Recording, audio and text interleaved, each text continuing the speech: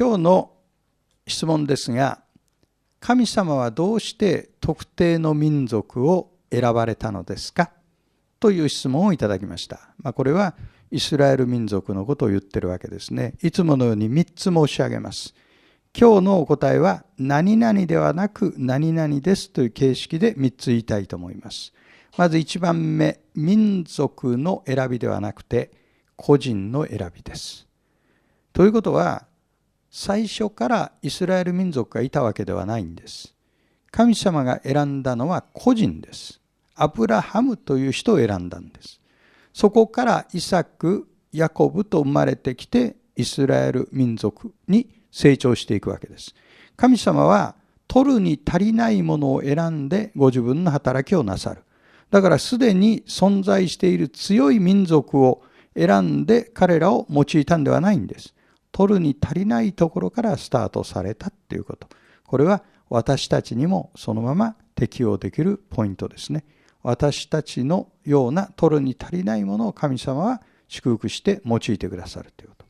2番目、これはエコひいきではなく人類全体を祝福する計画だということです。もっと言い方を変えると、救いのための選びではない。イスラエルだけを救おうとして選んだんじゃなくて、イスラエルを通して全人類を救おうとされたということ。これが非常に重要なポイント。おそらく聖書を読むための一番鍵になる概念はこれかもしれない。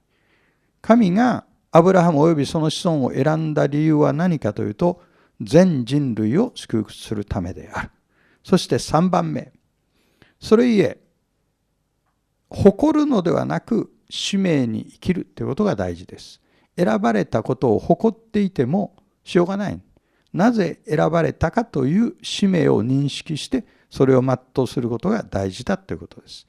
ところがイスラエルの歴史を見ていると、やはり神様に背を向けて世の中が国の運営がうまくいかなくなると、彼らの内側に不健康な先民意識が生まれてくるんです。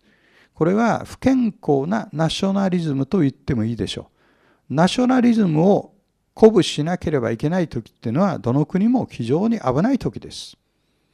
それは幼子を寝かしつけるように心の底に寝させておけばいいことなんです。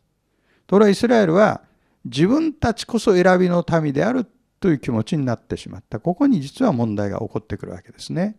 健全な先民意識というのは、私たちは全人類を祝福するために選ばれているんだという意識を持つこと。これが健全な先民意識です。そしてクリスチャンもまた自分がイエス・キリストを信じて救われたということは、それがゴールじゃなくて、キリストの愛を周りの人々にお伝えすることを神様が私たちに願っておられるということを認識することですね。これが選びの目的ですね。